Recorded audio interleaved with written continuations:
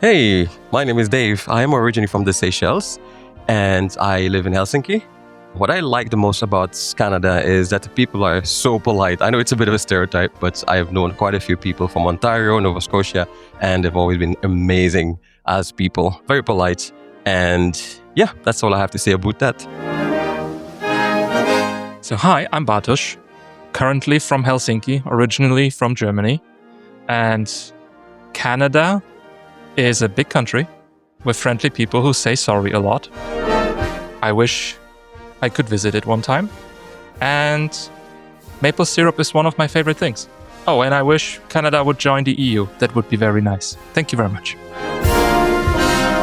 Hi, I am Kamal. I am from Finland. Canada is the only country which has more lakes than us, so good for you.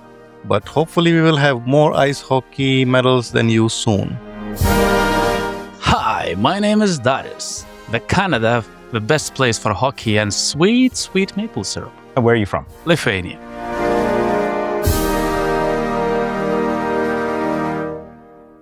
Welcome to a special Canada Day episode for 2026.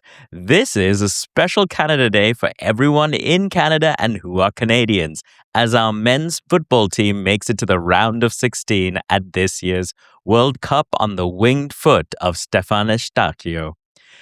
But beyond the World Cup this year, Canada Day is a special one for me and for the thousands of Canadians who received their citizenship around this time of year. This year marks also the 25 years since I became a proud Canadian, surrounded by my friends on July 1st, 2001. But that's the story at the end of this episode. First, I want to celebrate a fellow Canuck and a fellow Newfoundlander. I've known Joe Teo for more than a decade now. A long time ago, my alma mater, Memorial University, called me up and asked me whether I could meet two young entrepreneurs, Joe Teo and Sahan Saifi, who had just started what was then a very small company in St. John's called Hey Orca. Over the years, I've watched Joe navigate life and entrepreneurship, and I am incredibly proud to call him a friend. So please welcome Joe to Tales Under the Cat Tree. Hey, I'm Joe. I am originally from Malaysia. I've been living in St. John's, Newfoundland for the past 17 years. It's kind of mind-blowing.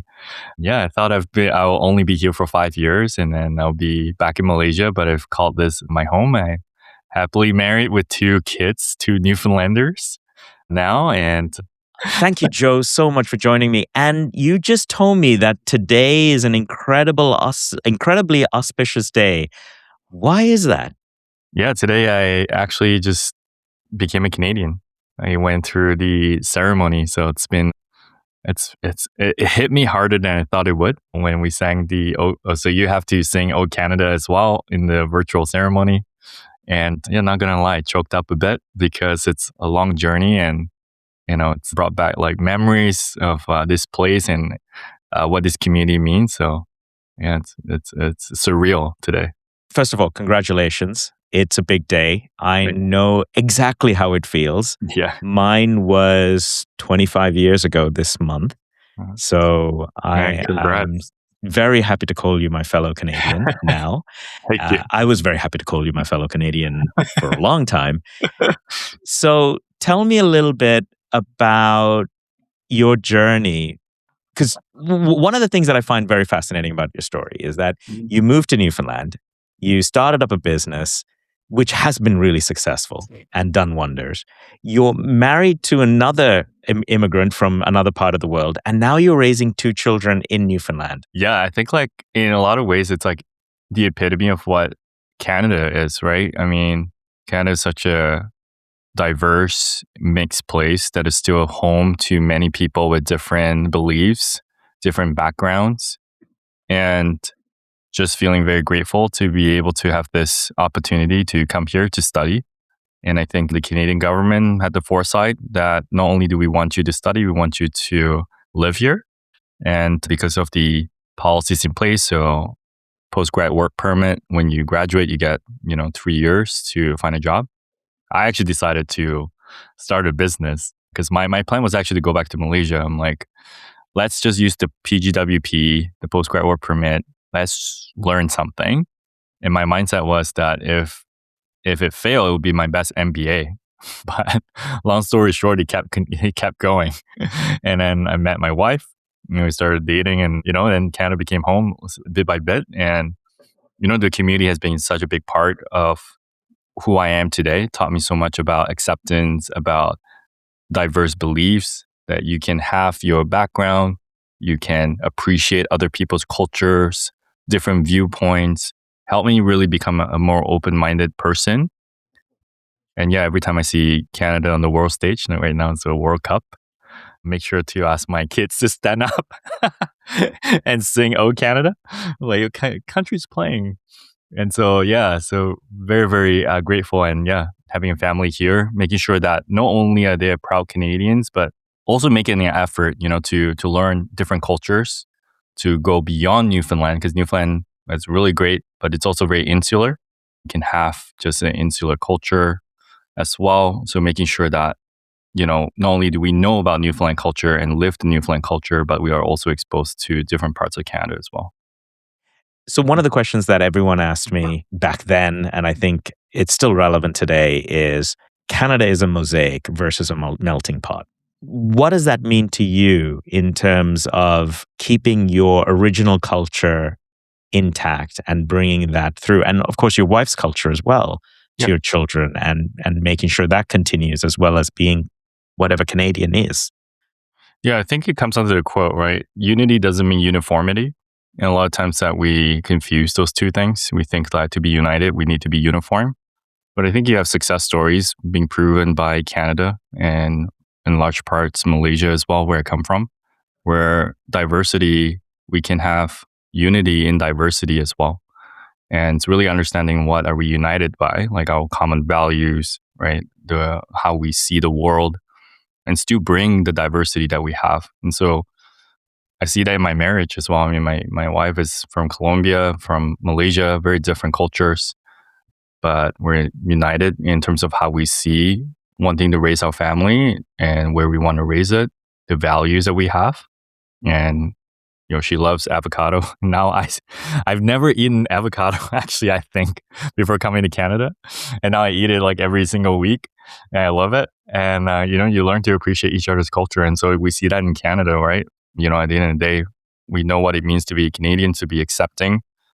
We know that diversity is our strength. And we know that, unity doesn't need to come from uniformity, and diversity can result in unity as well.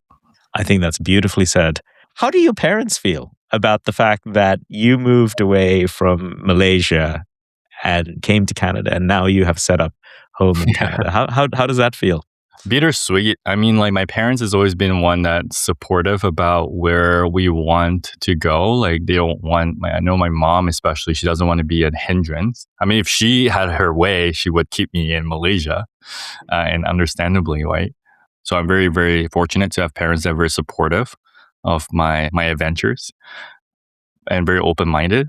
At the same time, I think the duty is on my side as well to make sure that I don't forget my roots, that I make sure that I, take the effort to still get connected. And so I spent the last couple of months in Malaysia, brought my family back, and really making sure that, this is where Joe came from and this is where Joe is right now. But this is just like different parts of the same person.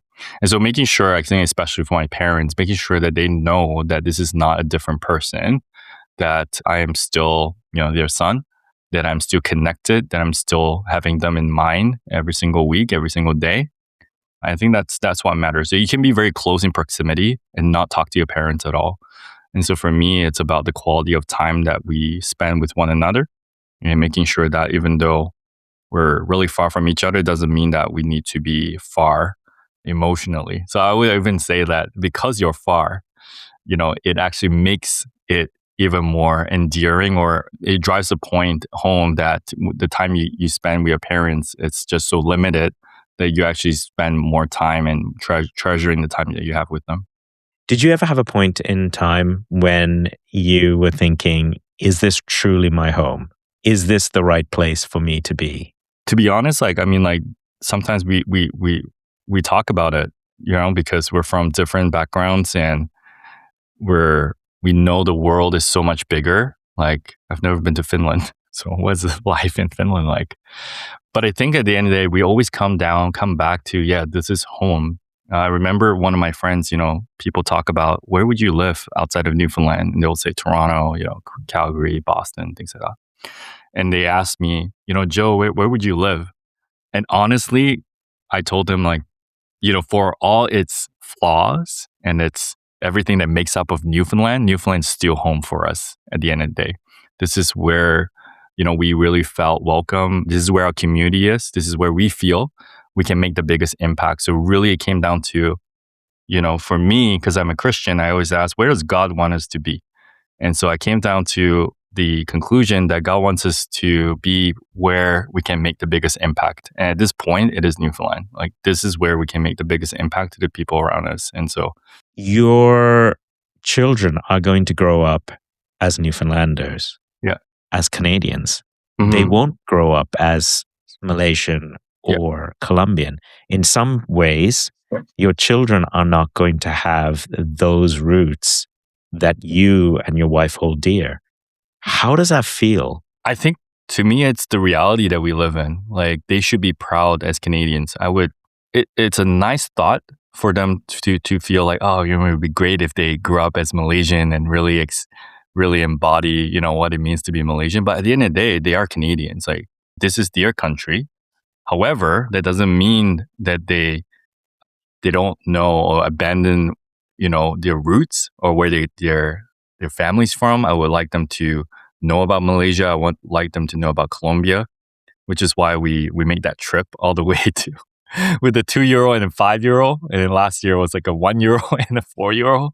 We made that 35-hour trip to Malaysia because it is important. These are formative years, and they understand the world is so much bigger than what they see on a day-to-day basis. The world has so much to offer in terms of variety of culture, variety of thinking. But at the end of the day, I do agree with my son, because my son will remind me that he's Canadian. This is his home, and he needs to, at least for now, right? Like, he needs to understand that being Canadian doesn't mean that he can't be the other thing. Again, like the diversity that makes him who he is. I think the other thing is true is, if we're erasing, where I came from or where my wife came from, then I think that'll be sad. That will be a one-dimensional way to think about your identity. One of the interesting things for me has been looking back on 25 years as a Canadian citizen since I got my citizenship. You've just got yours. Can you look forward 25 years? Is there something that you would like to say to your 25-year onward self so that I can play this back to you if I'm still around? I mean, hopefully we can look back and still say that Canada is great because we've placed the people at the center in everything that we do, the policies that we choose, the measure of success that we measure ourselves, and we don't lose that humanity that makes Canada a nation. We will look very different. Maybe in our demographic makeup, we will be different. Canada will look different in different cities. But at the same time, what makes us Canadians is that we still put humans at the center. I think that makes Canada what it is. It's more than the maple leaf, more than the symbols that we see. I think, like, when we talk about like universal healthcare and so forth, it just talks about that Canada does place value on people, and we value people beyond the monetary value. We see people as people deserving of dignity and integrity. Hopefully in 25 years we can look back and say that a lot has changed. But one thing that's still the same as 25 years ago is that Canada is still a country that places humanity at the center. You and I are very similar as well, in the sense that we both chose Canada after having lived in Newfoundland, which is a very unique place in Canada. I don't know whether I would have stayed in Canada had I moved to somewhere other than Newfoundland. I felt way more welcomed in Newfoundland 35 years ago or longer. I can totally see that. Yeah, that's a really good point. I never consider it that way. Because I think what makes Newfoundland special is, again, pardon me around like going back to the human side, but it's the people, right? You don't come here for the weather. That's the first thing that someone told me. I stepped off the plane and my pastor like got me from the airport, and he's like, what are you doing here? I was like, here to study. He's like, yep, not the weather for sure. Like, no one comes here for the weather. It was like a blizzard when I landed. And it's really the people, right? The people makes the place what it is, despite of the weather, despite of the complaints that we have of the snow that we get.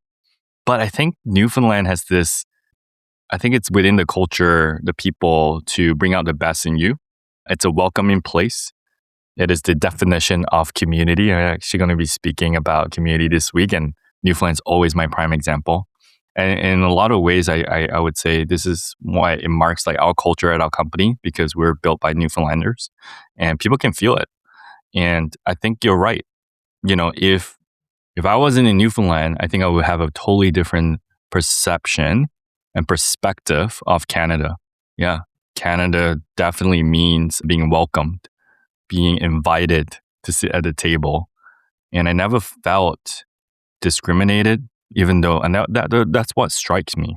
I came here as an immigrant and I'm invited to participate. That's mind blowing to me coming from Malaysia, because in Malaysia, there's a difference between Malaysian and non-Malaysians. But in Canada, no one really, people are curious about your culture.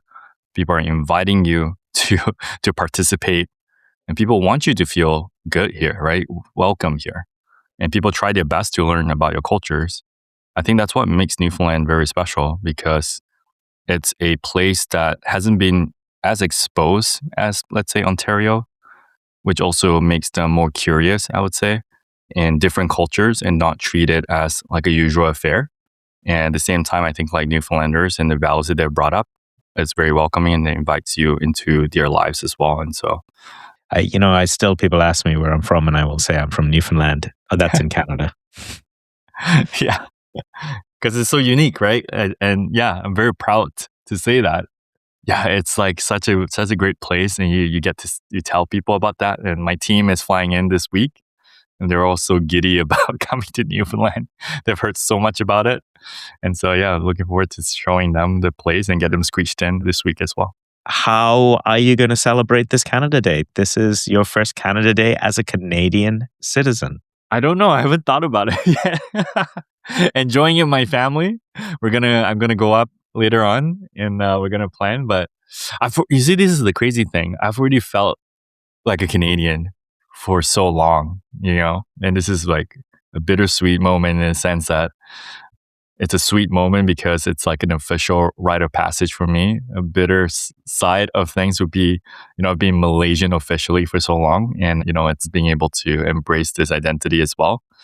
But I've really, really felt so welcome in this place that today is almost just another day. It is a special day, so we'll figure out what we're gonna do. But I think it speaks volumes of this place, right, as a country. And I always tell people like, Canada is a very welcoming country. And if you put in the work, if you contribute as an immigrant, you contribute, you put in the work, the system's going to reward you.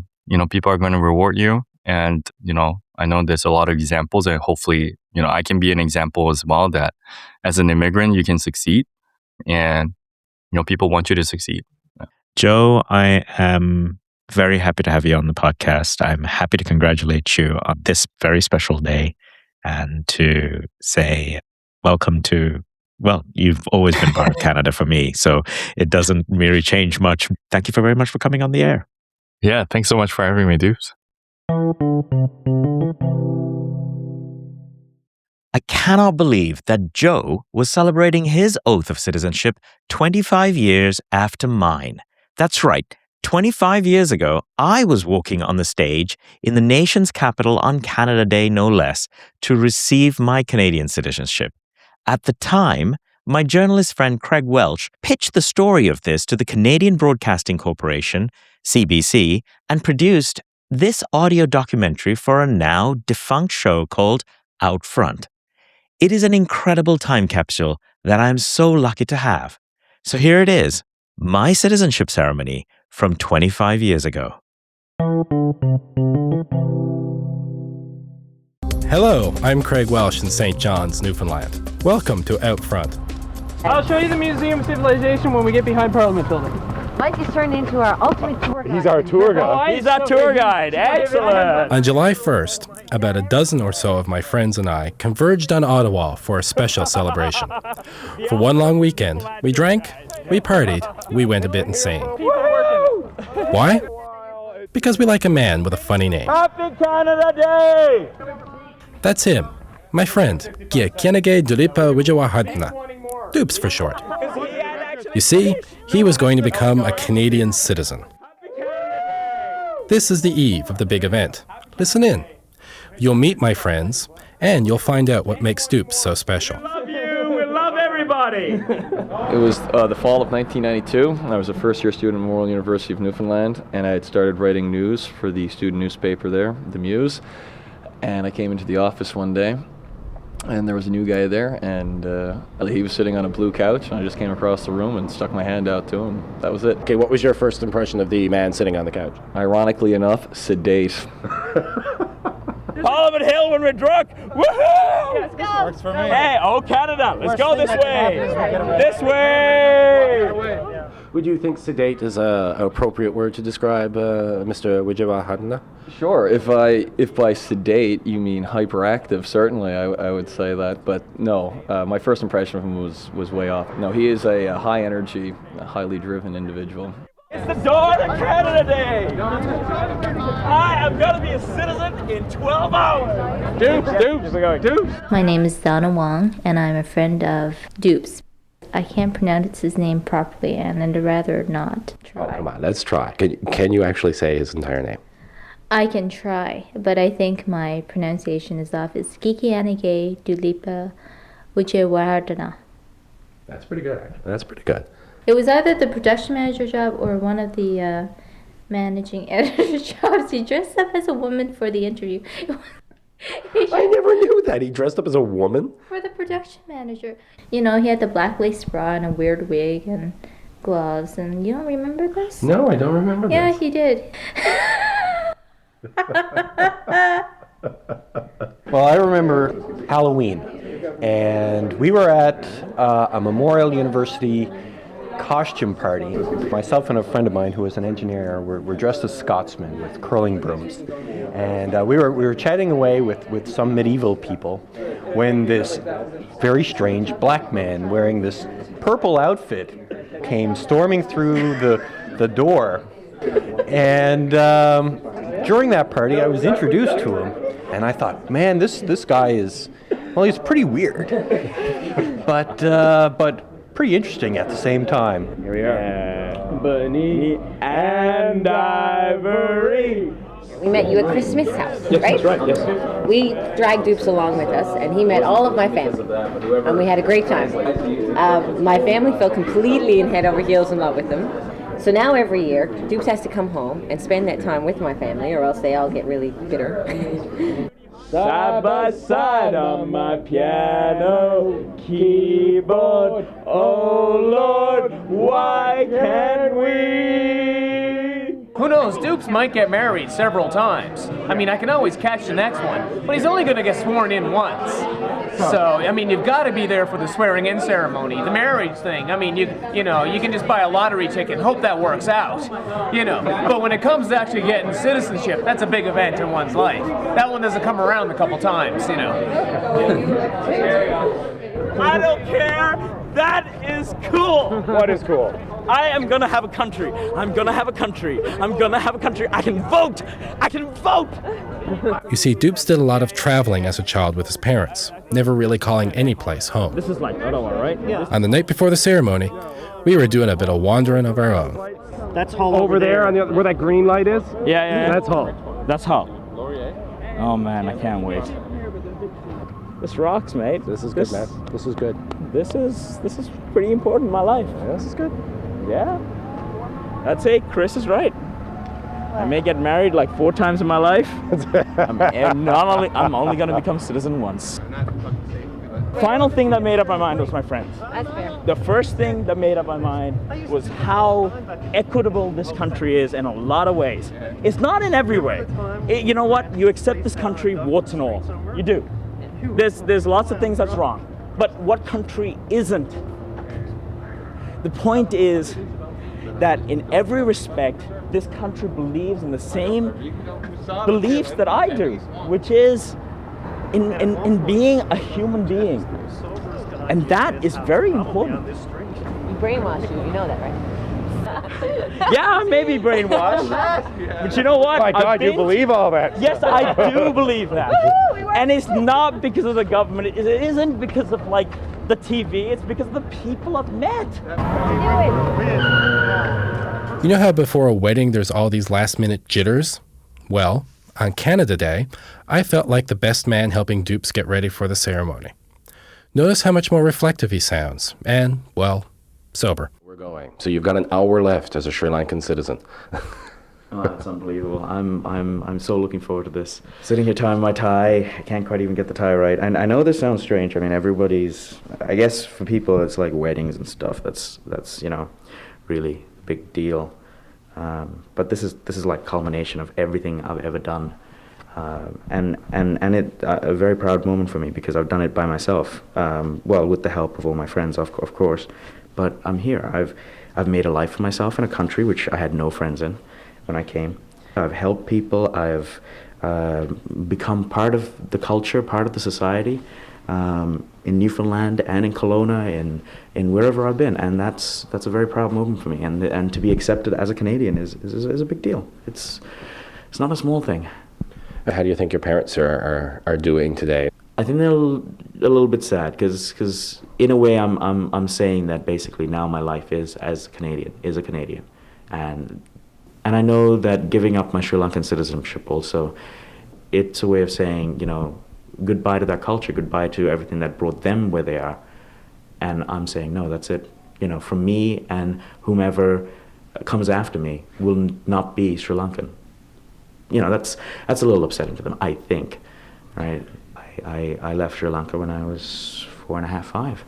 Went to Papua New Guinea, went to Hong Kong, and then my parents went back to Sri Lanka and I came to Canada.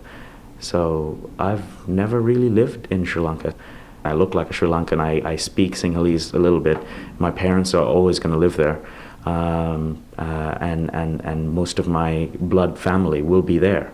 And I will always have that culture. I have the stories, I have the history that my parents gave me, but actual, really true love feeling for the country, I don't have it. What's that like? You've got this many friends coming up to see this happen. Unbelievable. I just can't believe it, because I came here for me. This is not about anybody else right now. It's like I said, it's the culmination of my life to finally get something that I've never had. Mm-hmm. And a lot of people, it's not a big deal. To have my friends there, the reason that I'm in Canada, to go through this with my friends is pretty awesome. Today is July 1st. This is cool. Thank you. God bless you. Really. Okay. Let's go. Let's hit it. All right. Parliament Hill, Canada. Did we lose Corey? Good afternoon and welcome to the citizenship ceremony presided by Judge Suzanne Piel. Good afternoon! Wow! Happy Canada Day! Happy Canada Day! The judge was obviously having a really good time. She was pretty hyper and she was pretty happy from what I saw. And I don't spend a lot of time navel gazing over what my citizenship means to me, and I don't spend a lot of time wondering, what is it to be Canadian. But I'm far better for having Dupes as part of my country, and I can say that even before he took the oath, Dupes is probably the most Canadian person I've ever met. Today is such a special day for you, your family, your friends. And I feel extremely privileged and honored to have the opportunity to share this moment with you. The judge called the new citizens up one by one. We all thought she was going to butcher Dupes' name, but she nailed it. It's a little hard to hear. There were problems with the sound system. But what happens next is one of the coolest things I've ever experienced. That's We all gave Dupes a big standing ovation. I don't know if I started it or not. I just saw Dupes there and he was bounding across the stage and I just stood up and started clapping. It was the most natural way I could show my appreciation and affection for him.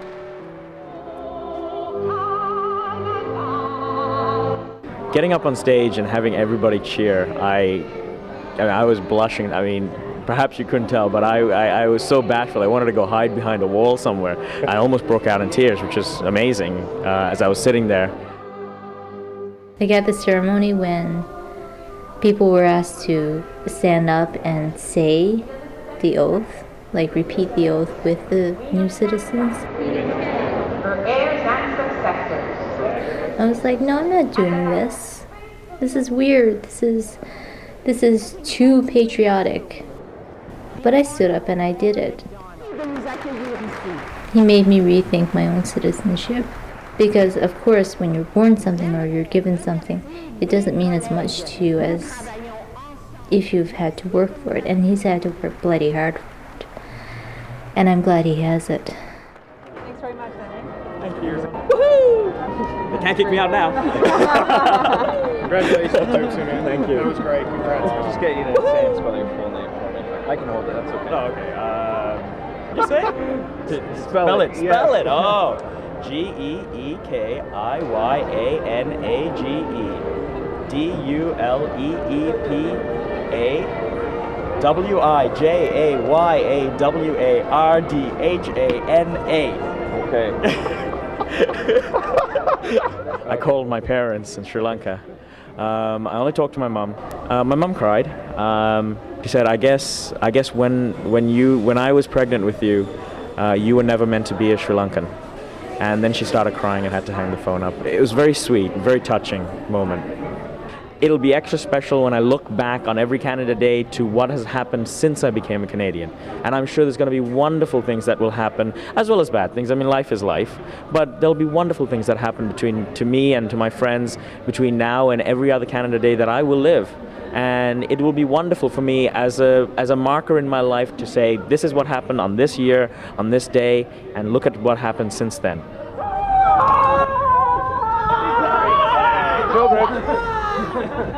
And then we headed to the bar with our friend, the new Canadian.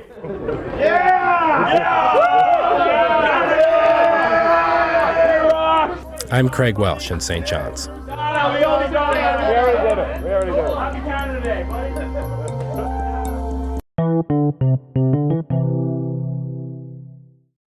Let's see where the next 25 years brings for both Canada, my Canadian family, and I. So to celebrate 25 years, I'm going to give my oath of allegiance one more time.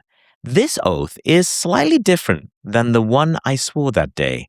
We have a new monarch, and it finally recognizes those whose ancestors originally tread that windswept, rugged, and most beautiful of lands. I swear that I will be faithful and bear true allegiance to His Majesty King Charles III, King of Canada, his heirs and successors, and that I will faithfully observe the laws of Canada, including the Constitution which recognizes and affirms the Aboriginal and treaty rights of First Nations, Inuit, and Métis people, and fulfill my duties as a Canadian citizen. Thank you for listening to this special episode of Tales Under the Cat Tree. There's so many people I want to thank. First, there's Joe Teo for his incredibly valuable time, Craig Welch for sending me the original audio for that Outfront episode. I couldn't clean up the audio, Craig. Even my tricks with audio artificial intelligence could not untangle the mess they made during that ceremony. I want to thank also my wonderful colleagues at Supermetrics who allowed me to record them. I'm sorry I couldn't get more of you into the episode. I can't believe it's been a quarter of a century, and truly, amazing things have happened to me since then. I've visited every province and territory, I've climbed in the Rockies, swam in each bordering ocean. I've even been chased by a beaver, but that's a story for another day. I think the most amazing thing, though, is the incredible Canadian family that I have somehow and very luckily acquired. Every day I think of you. On weekends I call you, and you've been there with me in the happiest of times and the saddest. These days, I live far, far away, but you are never as far away as the miles would indicate. So, what I have learned in 25 years?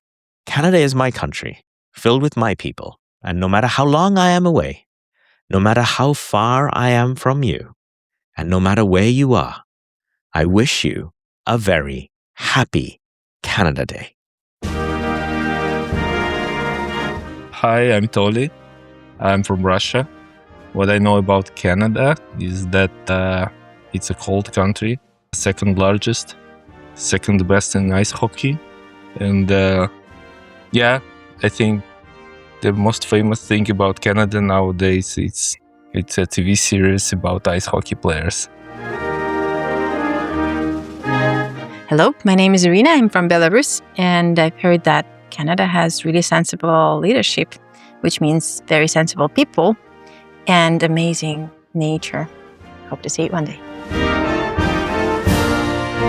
Hey, I'm Pavel. I'm from Belarus, and Canada used to be my next dream home, and maybe one day it might still be.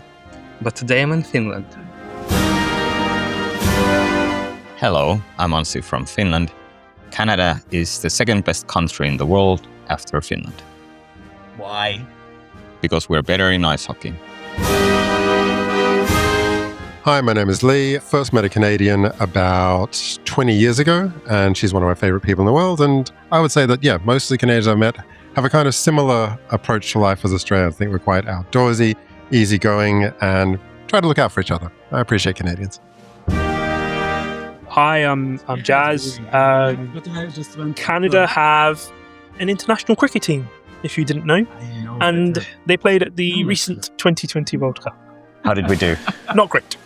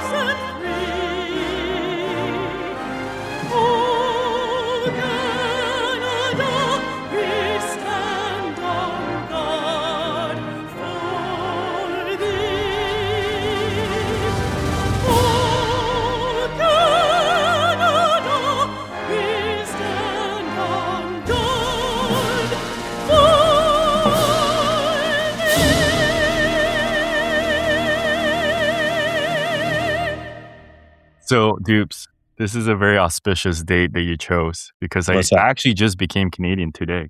You're kidding. This is so amazing. All right. Okay. I just went through the ceremony. Yeah. So. Oh my God. This is what a brilliant day. Yeah, you chose the right date though.